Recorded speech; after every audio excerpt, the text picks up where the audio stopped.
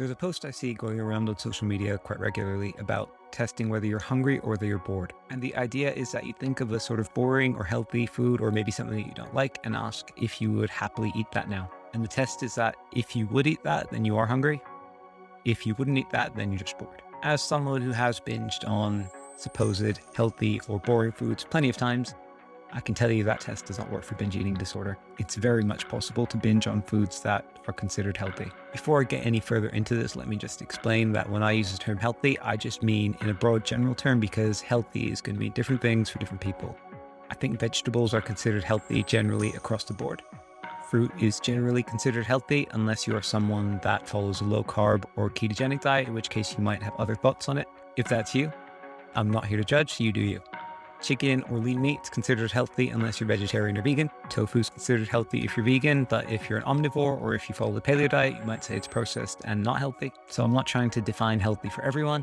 Let's just use that broad definition for now. When I was studying for my nutritionist qualification, one of my tutors quoted a study which said we're 30% more likely to overeat foods that we consider healthy. For the sake of that study, overeating was defined as underestimating our portion sizes by at least 10%. I haven't actually been able to find that study since, which I'm really annoyed about, but the results itself don't surprise me. Likely because we don't have that stigma or emotional relationship associated with foods that we consider healthy the same way we do as with foods that we consider treats. In my case, actually, my binges have been more frequently on foods that would be considered healthy than on treats or junk food or processed food.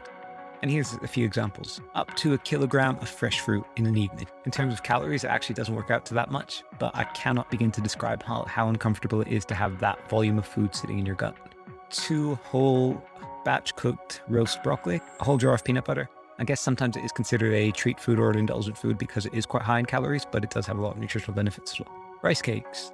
And actually, I'd probably say the one food that I end up binging on more often than most, or have binged on in the past more often than most, is homemade cookies. Okay, these aren't like sugary cookies or anything like that. It's literally mashed banana, oat flour, dark chocolate, and flax seeds with a little bit of almond milk. They have a great nutritional value and much more than store-bought cookies might, but when I binge on those, I can get through a lot. So yes, it is very much possible to binge on allegedly healthy or more nutritious foods. In terms of health implications, the negative impact on physical health is probably not going to be as severe when the foods you're binging on have a higher nutritional value.